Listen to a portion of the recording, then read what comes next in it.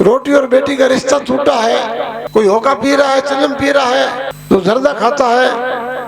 Hotel की चाय को पीने की होती है क्या? बाढ़ के पास कोई घास उगता है तो करंट लगा दिया, खाए क्या बताओ, उसका तो दाम लगेगा ही। अब मजदूर बोल बोल करके आपकी स्तुति करें क्या? मैं कोई थोप थोड़ा ही रहा हूं आपके पर कि इस बात को आपको मानना ही पड़ेगा। नहीं, जो मांगा वो दे दिया चुटकी से, देर नहीं लगी। पूजा उसकी करनी चाहिए जिसके माता पिता नहीं है। मेरी बात मानोगे तो मैं तुम्हें संसार सागर से पार कर दूंगा। भगवान भी शायद इतना नहीं दे सकते। सर, विष्णु समाज में ये कल का दिन है, ये बहुत बड़ा एक पर्व है विष्णु समाज के लिए, और इससे बड़ा कोई दिन नहीं हो सकता। इसी दिन संवत 1542 में भगवान श्री जाम्बू जी ने इस धरा धाम पर पंथ चला करके सबको पाल पिला करके विष्णु समाज की नींव रखी। तो ये विष्णु का जन्मदिन है और जन्म स्थान है समराचल धोरा। जननी जन्मभूमि से स्वर्गादपि गरियसी। जननी और जन्मभूमि दो चीज बहुत प्रिय होती है, साथ अपनी माता और मातृभूमि। तो विष्णु समाज की मातृभूमि समराचल धोरा है, अर्थात विष्णु समाज का प्रादुर्भाव इसी स्थान से हुआ था। और ये कल का दिन था, जन्माष्टमी, अरे अष्टमी, स्थापना दिवस की अष्टमी। अभी हम लोगों को इस दिन को मनाने की आवश्यकता इसलिए है कि हम कहीं भूल न जाए। याद दिलाने के लिए हम पहले विष्णु ही नहीं थे, उस तारीख को, उस दिन को हम विष्णु ही बने थे। बनने में और विष्णु घर जन्म लेने में बहुत बड़ा अंतर है। अब हम सब विष्णु घर में पैदा हुए, उस समय विष्णु ही बने थे। विष्णु बनने में थोड़ी सी हिम्मत चाहिए, ताकत चाहिए, सूरवीरता चाहिए, विवेक चाहिए, विचार चाहिए। पैदा होना हमारे बस की बात नहीं है, वो तो हुआ एक संयोग है। अब पैदा होने के बाद हम नियमों का पालन करते हैं नहीं करते हैं, गुरु महाराज की बात को मानते हैं नहीं मानते हैं, इस पर अलग विचार है। लेकिन जो विष्णु बने थे वो बड़े कट्टर थे। दो भाइयों में एक भाई विष्णु बन गया, एक भाई पीछे रह गया। दोनों का समझ विच्छेद हुआ है। रोटी और बेटी का रिश्ता टूटा है पहले के समाज से, तभी समाज खड़ा हुआ है। और काफी लंबा समय हो चुका है।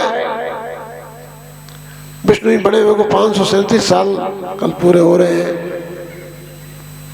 इतने अंतराल में कई बार उतार और चढ़ाव आए।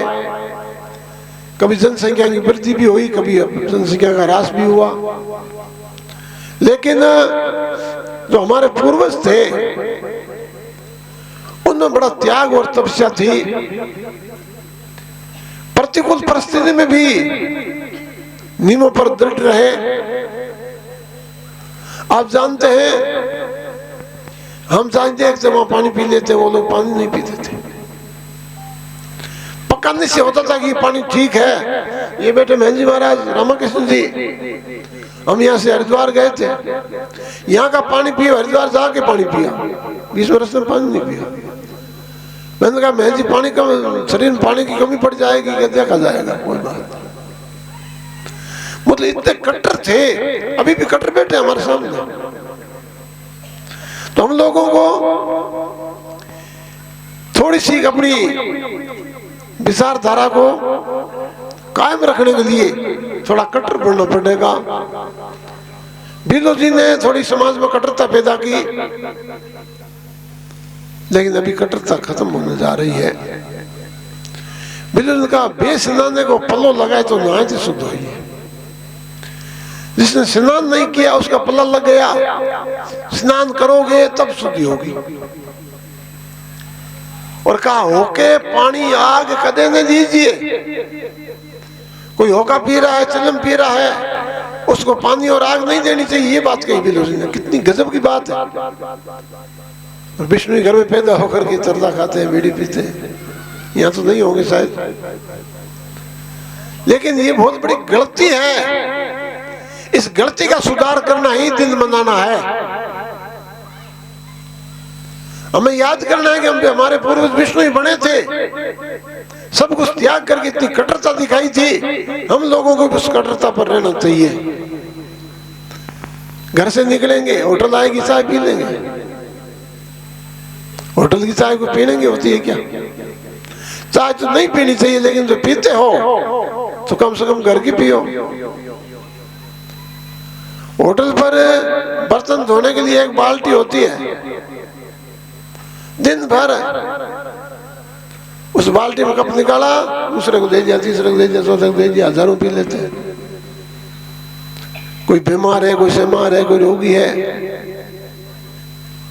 तो इसलिए एक बात यदि समझ में आती हो तो आज के बाद होटल की चाय पीना बंद कर देना। क्योंकि अंतःकरण ठीक रहेगा, शरीर ठीक रहेगा, बुद्धि ठीक होगी तो विचार ठीक होगा, विचार ठीक होगा तो काम ठीक करेंगे, काम ठीक करेंगे तो आगे बढ़ने की गति बढ़ेगी और संसार में सुख से रहेंगे। शरीर रोगी नहीं होगा, मन रोगी नहीं होगा, बुद्धि में विकार नहीं होंगे और सब सात्विक भाव रहेगा। और सात्विक भाव ही परमात्मा को प्राप्त करने का तरीका है। इसलिए हम मना कर रहे हैं कि ऐसा मत करो। आजकल तो प्याऊ भी है और ये बोतल मिल रही पानी की, इसमें कोई दिक्कत नहीं है। ये सर्वत्र है, मटकियों का पानी पीने की हमें जरूरत नहीं है। एक कमी है समाज में, मैंने देखा है। बस खड़ी रही, फौरन जाएंगे भाग करके होटल से डब्बा भर के लाएंगे पानी को, बच्चे को पिलाएंगे, बच्चे की माँ को पिलाएंगे। देखा मैंने अपनी आंखों से। अरे वो पानी कोई पीने के लायक पानी नहीं है, फिर भी लोग पीते हैं। तो थोड़ा विचार करो। पानी पानी इतनी दूध इतना लीजिए, सारी बात कही। लेकिन पानी शुद्ध होगा तो वाणी शुद्ध होगी, पानी शुद्ध नहीं होगा तो वाणी शुद्ध नहीं होगी। टाइम हो तो टोक देना, ठीक है।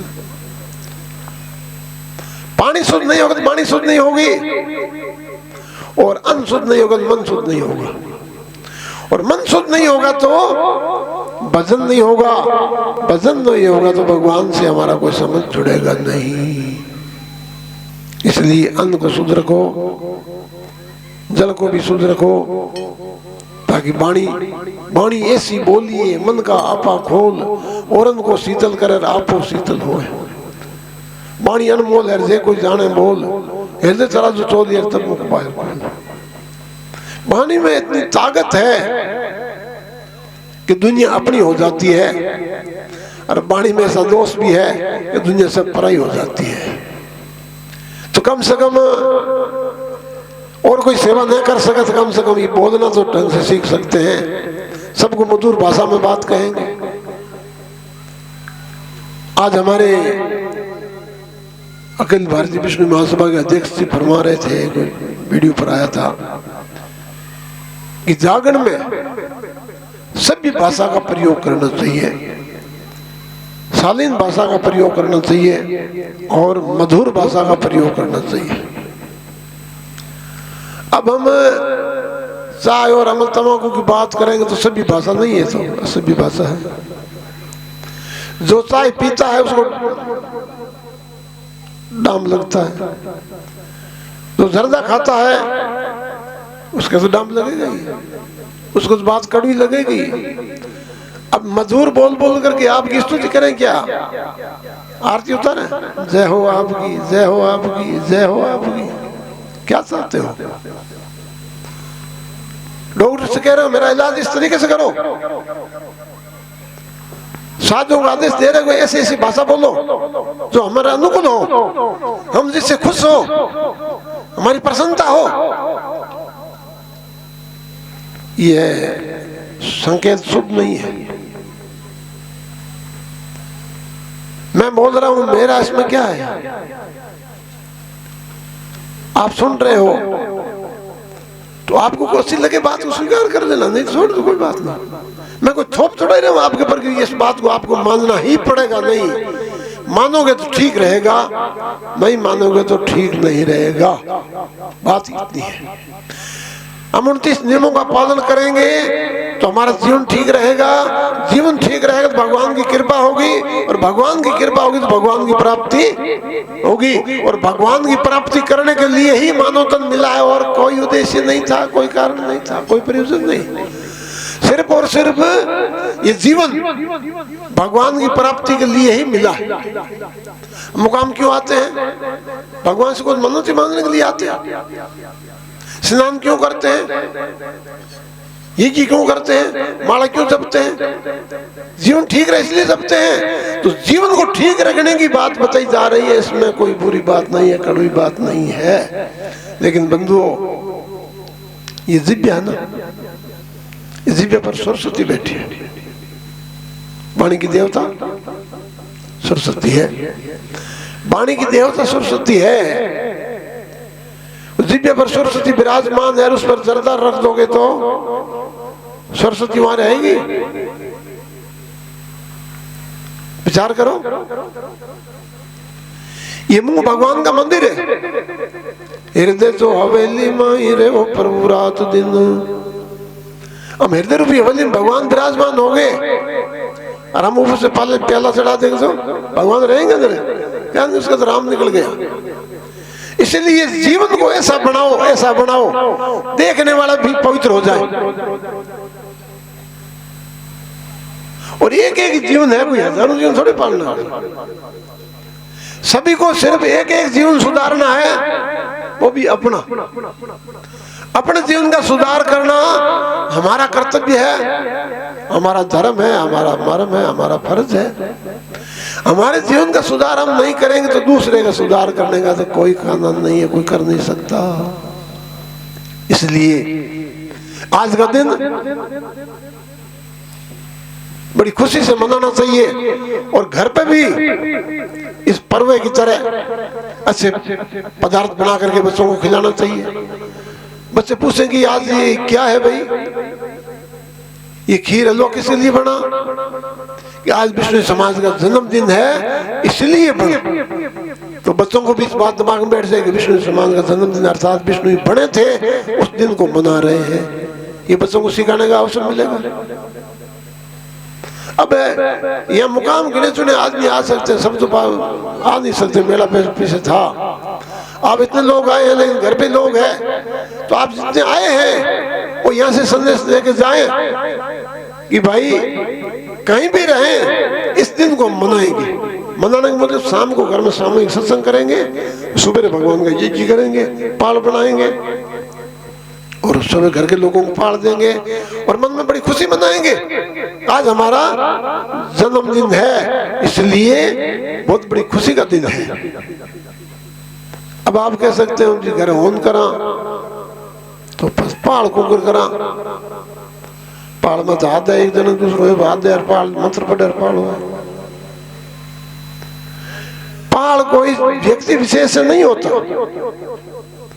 पहाड़ होता है शुद्ध आदमी से, पहाड़ होता है पवित्र आदमी से, जिस आदमी में 29 नियमों का प्राय कर धारण है, वो व्यक्ति पहाड़ कर सकता है, पहाड़ करने का अधिकारी है।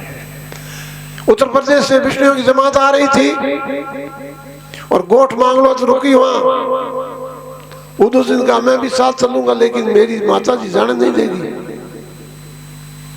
तो वहां पहाड़ बनाया गया है, पहाड़ बना करके लोटा को दे दिया उदय जी को। उदय जी लोटा दे के आ रहा है, चल रहा है, और माता जी पीछे आई तो पांचल की कार लगा ली। वहां शायद थापन गाने एक साथ वहां साथ में नहीं थे, वो विष्णु ही थे। पहाड़ बनाया। तो मेरा निवेदन है, आप घर में पहाड़ का संस्कार मत करो। लेकिन कोई आवश्यकता ऐसा पवित्र दिन है तो पाल बना करके सब लोग प्रेम से पाल दिया करो कि हमारा जन्मदिन है। और पाल से विष्णु ही बने थे, आज भी हम पाल को ले रहे हैं। विष्णु किससे बने थे? पाल को। एक महात्मा ने कहा कि पाल तो हमारी माता है, हमारा जन्म पाल से हुआ है, इसलिए पाल का आदर करना चाहिए, पाल का सम्मान करना चाहिए। पाल गति गंगा तनी जे कर जाने कोई, पाप शरीर जड़ पड़े और पुण्य बहुत सा। पाल की गति गंगा से भी बढ़कर है। जे कर जाने तो कर जाने का मतलब कलश पूजा भी याद हो, पाल मंत्र याद हो, शब्द भी याद हो, लेकिन मुंह ठीक हो। पाल करने वाले व्यक्ति का मुंह खाली होना चाहिए। मुंह गंदगी से भरा हुआ वो पाल नहीं करेगा, वो तो घड़े को भी अशुद्ध कर देगा। पाल क्या करेगा? पाल करने वाला व्यक्ति अमल तमाकू भांग मद मांस दूरी भागे, ऐसा व्यक्ति कोई भी पाल कर सकता है, इसमें शंका करने की कोई बात नहीं है। हाँ, कोई संस्कार करवाना है तो व्यक्ति विशेष को बुला लो, कोई बात नहीं। लेकिन हमारे कोई जरूरत हो और हम पाल के लिए भटकते रहे, ये जरूरत नहीं है। कोई किसी का जान पर हाथ लग गया है, आजकल कोई बच्चा गाय के पेट में मर जाता है तो वहां कहां खोजते फिरोगे? शुद्ध आदमी से पाल करवा लो और ले लो। ये एक सुंदर व्यवस्था है। तो मेरा यही निवेदन है कि यहाँ जितने भी लोग आए हैं, यहाँ से एक बात और सीख जाएं कि हम शब्द वाणी सीखेंगे, शब्दों का पाठ करना सीखेंगे, 29 नियम याद करेंगे। 29 नियम याद नहीं है, ये बहुत बड़ी कमजोरी है। कोई लंबी चौड़ी बात थोड़ी याद नहीं कर सकती, ये बात नहीं है, लेकिन श्रद्धा नहीं है जामोद जी के प्रति, और जामोद जी के प्रति श्रद्धा नहीं होगी तो जामोद जी की बात समझ में नहीं आएगी। जामोद जी अपने आप में परिपूर्ण परमात्मा थे, उनमें बड़े गुण थे, बड़े लक्षण थे, अजर चलते थे। चालत खोज खे नहीं खटको नदी से तनसा, पैर जमीन पर नहीं बनते थे, अजर चलते थे। चलने की आवाज नहीं आती थी, तन पर पसीना नहीं आता था, आंखों की पलकें नहीं गिरती थी, और बोलने की आवाज 4 कोस तक सुनाई देती थी। हम तो माइक लगा के नहीं सुना सकते। और उनके तन में सुगंध आती थी, वो भी 4 कोस तक फैलती थी, योजन तक। ऐसा जामोद जी थे। कहा मैं पण मैं ही थे, पण थे ही सा पुरुषों की लत से कुलू। अरे मैं यहाँ थे हम थे, हमारी के बराबरी कर सको। राय विष्णु से बात न कीजिए। रे बिदा, तू विष्णु से क्या बात कर रहा है? मैं तो विष्णु हूँ, तू मेरे से बात क्या कर रहा है? और विदे ने कहा कि आप विराट रूप दिखाओ। 1000 गांवों में एक ही समय ही की करते हुए गुरु महाराज ने दर्शन दिया सबको। 1000 गांवों में 1000 रूप धारण के एक साथ। और कहा कि खेजड़ियों के खोपरा लगाओ तो लगा दिया, आकड़ों का आम लगाओ तो आम लगा दिया, पौड़ियों का अंगूर लगा दिया, नीमड़ों को नारियल लगा दिया। और कहीं मिट्टी की चीनी बना दो, चीनी बना दी, पानी का घी बना दिया, जो मांगा वो दे दिया चुटकी से, देर नहीं लगी। और खेमंद राय तेल से दीपक जला रहा था, दीपक नहीं जल रहा था, परेशान हो गया। गुरु महाराज ने काचे करो में काचा धागा बांध करके कुएं से जल निकाला और तेल निकाल कर ये दीप को तेल भरा। और खेमंदराज से कहा, अभी जगा क्या? मैं तो तेल से नहीं जगा पाया, हम पानी से कैसे जगेगा? गुरुमान का मैं जगाऊंगा? हाँ आप जगाओ। गुरुमान चुटकी बजाई, 108 दीप एक साल से उठे। बोलो विष्णु भगवान की। ऐसे जामोद जी थे। और कच्चा घड़ा जो न्याय में पका हुआ नहीं है, कच्चा धागा उसमें बांध कर कुएं से जल निकाला है। कैसी करामात थी। कृष्ण ने चरित्र बिना काचे करोए रहो रेसी पानी। ऐसे जामोद जी थे, उनके शिष्य हैं, हमको ऐसे वैसे नहीं है। लोग गुरुओं को लिए पूछे जाते हैं कि हमारे गुरु महान है तो हम भी कुछ है, हमारा पिताजी महान है तो हम कुछ महान है। पिताजी कोई राजनीति में है, किसी क्षेत्र में बड़े आदमी है तो लोग उनकी क्यों बात करो भाई, उनका बेटा है, उनकी क्यों बात हो, तो उनका शिष्य है। इसीलिए गुरुओं के पीछे शिष्यों की भी पूजा होती है। तो जामोद जी बड़े थे, हम जामोद जी के शिष्य हैं, तो वो बड़े इतने बड़े थे तो कुछ हम भी है। ये भी मन में एक भाव होना चाहिए कि मैं जामुन जी का चेला हूँ, मैं वैसा वैसा नहीं हूँ। और जामुन जी का चेला हूँ तो मेरा जीवन पवित्र पाक होना चाहिए, मेरे जीवन में किसी प्रकार की कमी नहीं होनी चाहिए। ये विचार सबके मन में आना चाहिए। ऐसा विचार आएगा तो आपका यहाँ आना सार्थक हुआ। समय भी लगा है, किराया भाड़ा भी लगेगा, परेशानी भी होती यात्रा में, इसलिए यहाँ पधारे हो तो आप लोगों का स्वागत है, सम्मान है कि आप लोगों ने हिम्मत करके अपना काम धंधा छोड़ करके और गुरु महाराज के धाम में पधारे हैं विष्णु समाज का जन्मदिन मनाने के लिए। इसलिए आपको पुनः पुनः धन्यवाद है। और साथ में मेरा पुनः यही निवेदन है कि आप लोग यहाँ आए हैं तो यहाँ से एक बात का प्रण लेके जाइए कि नशा नहीं करूंगा और परमात्मा को छोड़ करके किसी दूसरे के चक्कर में नहीं पड़ूंगा, शब्द वाणी को याद करूंगा।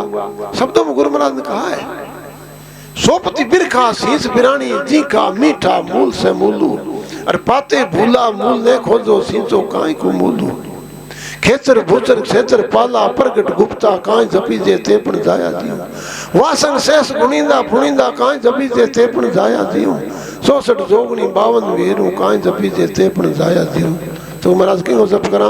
जपा तो एक निरालम शंभु जी के माई ने पियो। बात यहाँ आकर के अटकती है। पूजा उसकी करनी चाहिए जिसके माता पिता नहीं है। जिसके माता पिता है वो तो हमारे जैसा ही है, क्या पूजा करोगे? हम एक दूसरे की पूजा करें क्या मिलेगा? जिसके माता पिता नहीं है, जिसका जन्म नहीं हुआ है, उसकी पूजा करनी चाहिए। वो गुरु महाराज का जपा तो एक निरालम शंभु जी की माई ने पियू, नैतन रक्तु नैतन धातु नैतन तावन सियु, सर्व सिरजत मरण भी वर्जित तासन मूल से लेना कियो। ऐसे परमात्मा की पूजा करने का आदेश है गुरु महाराज का। तो गुरु महाराज की बात को माने और उनको जीवन में धारण करें और यहाँ से कुछ न कुछ लेके जाए, ये निवेदन है। क्योंकि अब आए हैं, समय लगा है, पैसा भी लगेगा और खाली चले जाओ तो क्या मिलेगा? इसलिए कुछ न कुछ यहाँ से लेके जाना है और शब्द पढ़ेंगे। शब्द वाणी का पाठ पूरा नहीं कर सकते क्यों? गृहस्थी है, काम कम, समय कम मिलता है, तो आप 20 शब्द पढ़े। एक बात ध्यान रखना, घर में कोई गड़बड़ है और आप नींद से रोज का 20-30 शब्द पढ़ना शुरू कर दो। स्नान करके सुबह सुबह सामने लोटा रख लो, उस लोटे जल के घर में सिंटर लगा दो। और एक ही संध्या मंत्र है, ये मुकाम में ही गुरु महाराज ने अपनी बुआतांतों को सुनाया था। संध्या मंत्र को अच्छी तरह से याद करो, प्रतिदिन दोनों समय उसका पाठ करो। और जब कोई भी गड़बड़ होती है घर में, स्त्री है, पुरुष है, बच्चा है, गाय है, भैंस है, कोई गड़बड़ हो जाती है, कोई शक हो जाता है कि कोई ऊपरी साया है, तो आप 108 बार संध्या मंत्र को पढ़ करके पवित्र लोटे में जल भर करके उस जल में पढ़ोगे और फिर उस जल का सीधा दे दोगे, उसको पिला दोगे। ये 7 दिन लगातार करोगे, आपकी कितनी भी बड़ी समस्या है तुरंत हल हो जाएगी। कहीं भी आपको जाने की जरूरत नहीं पड़ेगी, बढ़िया रहे फिर पटकने की जरूरत, आंखा दिखाने की जरूरत नहीं पड़ेगी, किसी भोपा और मुल्ला और मौलियों के पास नहीं जाना पड़ेगा, किसी से आंखा मंत्राने की जरूरत नहीं है, सीना मंत्राने की जरूरत नहीं है। मंत्र हमारे घर में है, गुरु महाराज का दिया हुआ है। ऐसा बड़ा प्रभावशाली मंत्र दुनिया में कहीं भी नहीं मिलेगा। मेरा प्रयोग किया हुआ इसलिए मैं बता रहा हूँ। तो आप सभी लोग यहाँ से इस बात को सीख के जाएं कि कोई भी गड़बड़ होगी तो संध्या मंत्र को पढ़ूंगा और मेरा दुख मिटेगा। ये मैं सोचना कि केठा मिटे, नहीं मिटेगा। मैं संध्या मंत्र पढ़ूंगा और मेरा दुख मिटेगा, कोई संदेह की बात नहीं है। केठा में गड़बड़ होता है। तो इसलिए समझदार आदमी बैठे हो, संकेत की आवश्यकता है, ज्यादा कहने की जरूरत नहीं है, क्योंकि ज्यादा उसको किया ज्यादा जो नहीं जानता हो। आप सब जानते हैं तब तो आए हैं, बिना जाने नहीं आ पाते। लेकिन शब्द वाणी पर भी थोड़ा गौर किया करो, थोड़ा विचार किया करो। मेरा शब्द खोजो जो शब्द शब्द समाई, जे थे गुरु का शब्द मानी लो तो लंग बा भवजल पारू। कहिया करो हमारा इंद्रपुरी बैंकुट वासो तो पाओ मोक्ष। मेरी बात मानोगे तो मैं तुम्हें संसार सागर से पार कर दूंगा, इतना वादा करके गए गुरु महाराज। अंधन लक्ष्मी रूप गुण मुआ मोक्ष द्वार, घाटो भूख कुरूप कदे न आवे इस धरती पर। मानव के लिए कोई देवता और भगवान है तो हमें जन्म देने वाले माता और पिता है। उनकी सेवा किया करो, उनकी पूजा किया करो। देवता वही होता है जो देता है। माता पिता ने हमें बहुत कुछ दिया, बहुत कुछ दिया, इतना कोई दूसरा दे नहीं सकता। भगवान भी शायद इतना नहीं दे सकते जितना माता पिता ने दिया है। इसलिए जिनके माता पिता संसार में जीवित है वो जीव धन्य है। उसकी गंगा यमुना 68 तीर्थ हृदय भीतर माता पिता गुरु सेवा से। और माँ बाप की सेवा के बाद नंबर समय मिले तो गायों की सेवा किया करो। कुट के घर से बाहर मत निकालो, बेचारी लंबी रोग से परेशान। फिर भी हम करंट लगा करके सड़क के दोनों तरफ, छोटी सड़क बीच में, बाढ़ के पास कोई घास उगता है तो करंट लगा दिया, खाए क्या बताओ। घास तो बाढ़ के पास में उगता है, बाढ़ में करंट लगा दिया। हम बड़ा भारी अन्याय कर रहे हैं गायों के साथ में, जानवरों के साथ में। इस धरती पर जिस जीव ने जन्म लिया है, इस पूरी धरती पर उसका भी हक है, उसका भी अधिकार है। लेकिन हम थोड़े से तकड़े हैं, अधिकार से वंचित करके करंट लगा करके उनके साथ में बड़ा दुर्व्यवहार कर रहे हैं। इसलिए मेरा आप लोगों से निवेदन रहेगा, माँ बाप की सेवा के साथ साथ में थोड़ी गायों की भी सेवा किया करो, बड़ी कृपा होगी। जब मुझे बात मानने से इतनी ताकत आ जाती है, इतनी ताकत आ जाती है कि हम स्वयं परमात्मा के हो जाते हैं। और जो परमात्मा का हो जाता है उसका कोई बाल बांका कर नहीं सकता। बोलो गुरु जुम्बेश्वर भगवान की।